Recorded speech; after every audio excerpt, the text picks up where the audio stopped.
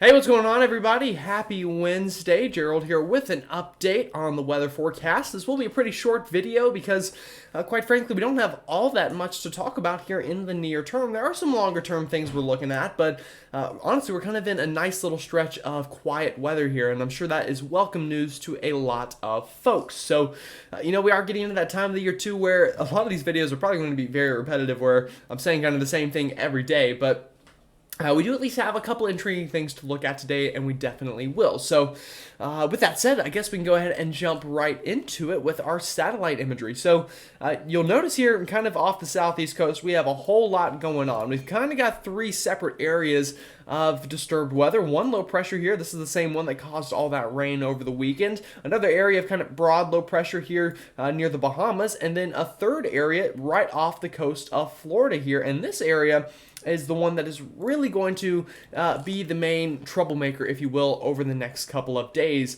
And you can tell this thing is kind of even getting a little organized today. You can very clearly see the spin even has some convection here on the northern and the eastern side of it there. So definitely watching that. But really, no matter what this becomes, the impacts are going to be the same, and that is a lot of heavy rain and thunderstorms over the Florida Peninsula over the next several days. And now you can see that already on radar here.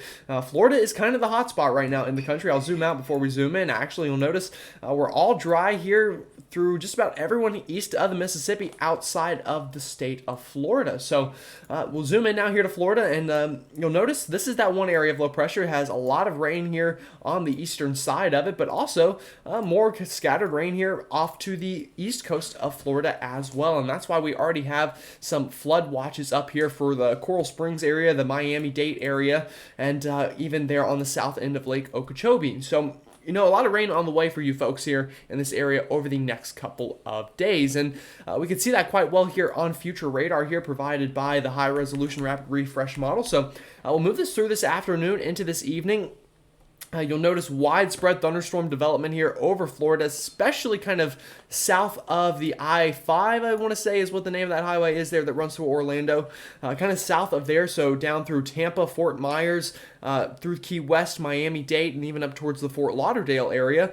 Could definitely be dealing with a lot of widespread thunderstorms this evening. Outside of there, can't rule out some pop-up showers and even a couple storms here kind of anywhere really east of the Mississippi outside of the Northeast here today into this evening.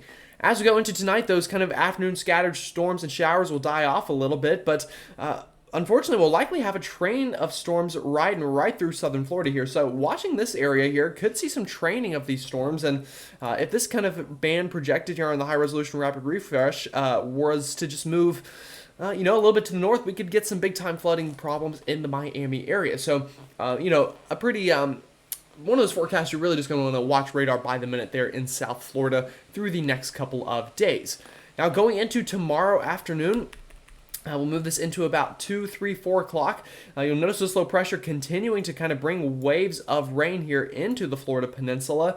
But outside of there, we have a relatively nice day. Again, can't rule out some afternoon scattered showers really anywhere, but it's kind of a pretty average summertime day with temperatures getting up into the 80s for most of us and scattered afternoon showers. So that's what your Thursday looks like for tomorrow.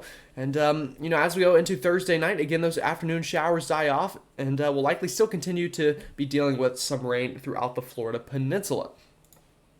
So zooming this out a little bit, again, you'll notice over the next couple of days, this low pressure will finally kind of move on through Florida. This is Thursday afternoon I'm showing here.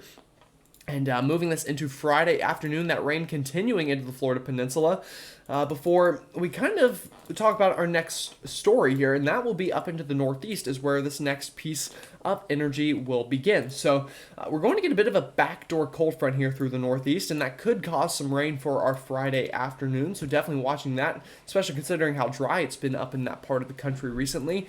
But as we move that ahead into Saturday, again, you'll notice this backdoor cold front really begins to kind of sweep on through the mid-Atlantic, where we are likely going to get a pretty solid cool down, but can't rule out some rain on the front end of that cold front going into our Saturday and our Sunday through the mid-Atlantic before I think we get into Monday afternoon and things dry out a good bit.